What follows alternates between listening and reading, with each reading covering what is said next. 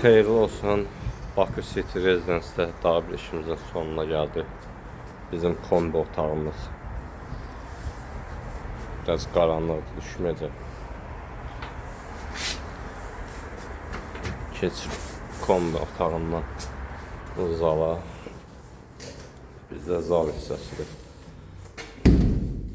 Pəncərə qabaqlar bu formada istifadəli olacaq, üstü mərmər.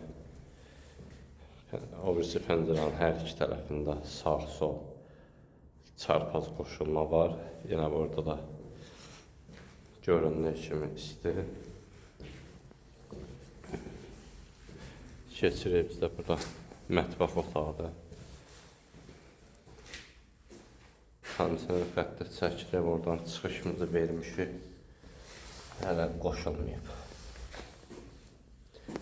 Və mətbəximizin havalandırması bu formada deyilən ölçüyə qoyuldu. Mətbəximiz istif olunacaq.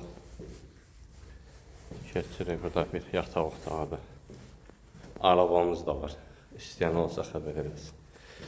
Və burada bizim bir radiatorumuz və pəncərə qabağında isti. Keçirik, burada bizdə həm hamam otağıdır, həm camaşırxanadır.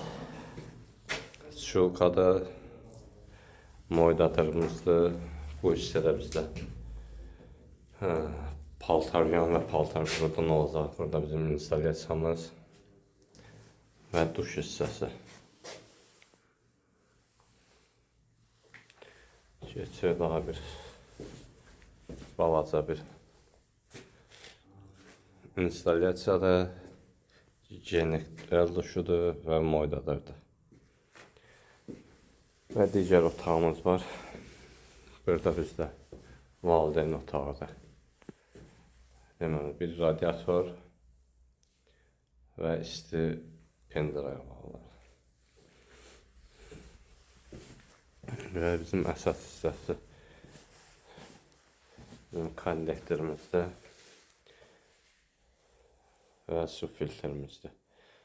Burada da robot pilsos olacaq, ona görə su çıxışı, kanalizasiya çıxışı verilir öncədən. Və bura belə bir əlavə olaraq havalandırma atmışıq. Nəyə görə atılıb? Deməli, bura qardirob olacaq. Yəni, şkafımız olacaq giriş hissədə.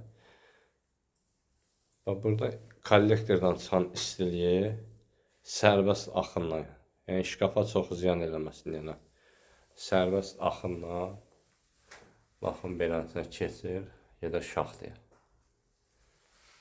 Yəni, şkafa çox ziyan verməsin deyənədir. Bu qədər baxdınız, bəyəndinizsə, bəyənməyi də unutmayın. Allah hər kəsə nəsib eləsin.